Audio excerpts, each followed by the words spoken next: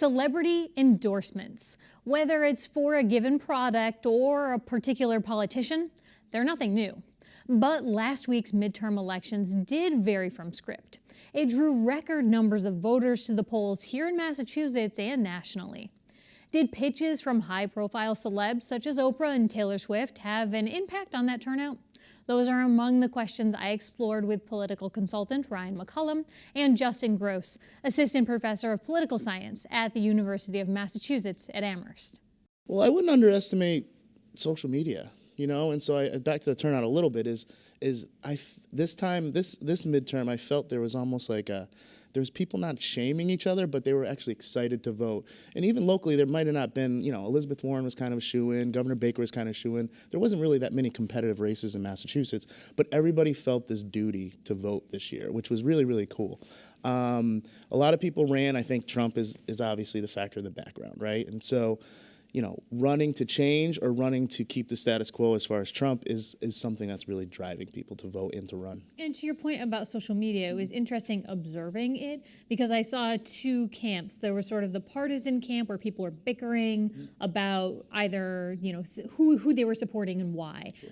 Or you saw this more generalist camp where people were just saying, get out and vote in general. Yep. And to peg it to the celebrity piece, we certainly saw that in Tennessee with Taylor Swift, sure. Right?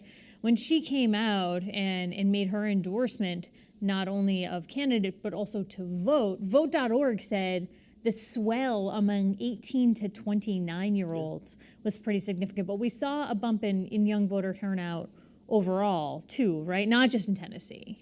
Yeah, so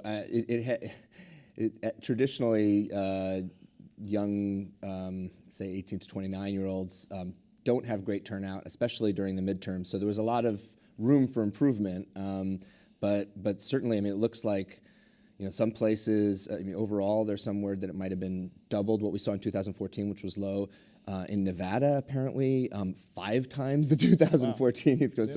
Wow. So yeah, it was certainly a change, and no doubt individuals, across the country, it's maybe an exaggeration to say, oh, this was the Taylor Swift effect. Tennessee, it might have been, but she certainly was a contributor among a number of others. My 10-year-old daughter mentioned watching, I think maybe YouTube Awards or some kind of, and every person who came on was saying, vote, just remember to vote. And so, she was aware of that. There's been a cultural shift almost where it's again, back to that duty to vote. You must vote, and people about being conscious and being woke and being concerned about certain issues, whether they're civil rights issues for women or people of color, or continuing to back a president and you feel as though the president's under attack. So now we got to make sure to vote and come out and push back all this change.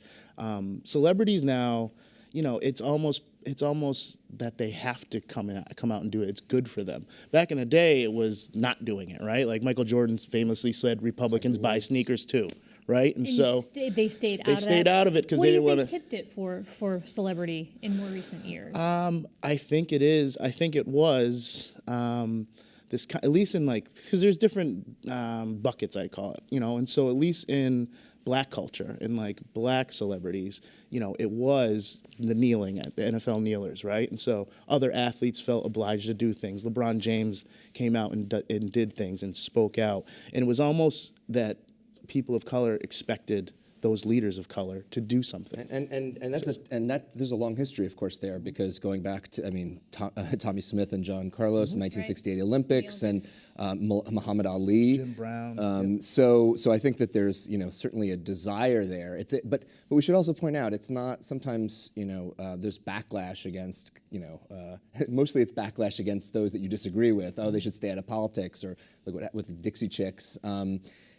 So it's not without risk for the individual celebrities who choose to stick their head in and take a side. And someone like Taylor Swift in particular, I think she and her team manage everything, and so they knew the risk. They also knew, frankly, that there was a group of alt-right, far-right racists who were holding her up as some sort of queen, and so I think she also wanted to distance and make clear she wasn't supportive of anything near that. And when it comes to looking at if these endorsements got people over the finish line, looking at this very small sort of beta test of Oprah Winfrey coming out for Stacey Abrams, Beyonce endorsing Beto O'Rourke in Texas, and Taylor Swift going for Phil President in Tennessee, none of those candidates won. So can you blame that on the celebrities? No, I think even though they didn't win, you're talking about 3 deeply red states that now have become kind of purple, and you know, They narrowed down. yeah, and Ted Cruz, you know, Ted Cruz in his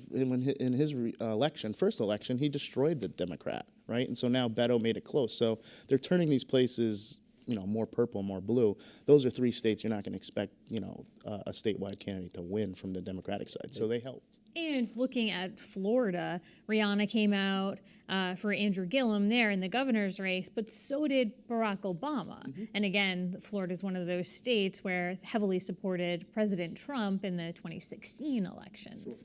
Do you think that it draws more attention to politics in general when celebrities want to I weigh think a in? lot of this is about attention. So, I mean, the reason that celebrities can have an effect is basically the way that the way that public opinion works is we're all taking cues, we're all using information shortcuts as to how do we decide who to vote for or even what to care about. And frankly, one of the ways that celebrities have even perhaps a bigger influence than on elections is on hey, I have an issue that I care about, pay attention to it. And if it's not on your radar, it might kind of come on your radar if you're already inclined to believe in that. That can happen both ways. So there have been experiments done, for example, on, okay, should we go to war over some imaginary issue, and you bring Bono up as being supportive or against. In some cases, there's backlash if you present it as a security issue. If you present it as a humanitarian issue, it perhaps gets people, so the framing matters as well. Yeah. And I think it's interesting to point out, we use celebrities all the time for perfume ads and sneakers, as you say, but when it comes to politics, the jury's kind of still out about whether or not it's effective. Well, sometimes, I mean, if you go way back, I mean, I think I was doing some research. Charlie Chaplin was out on the road selling war bonds, right? And so and that's a silent movie actor, right? Sinatra wrote High Hopes for JFK. Like, they've used them in the past. It's been blurring. I mean, it's really important. So, I mean, yes, Charlie Chaplin, Shirley Temple Black ran for Congress. She was eventually ambassador to Czechoslovakia and Ghana.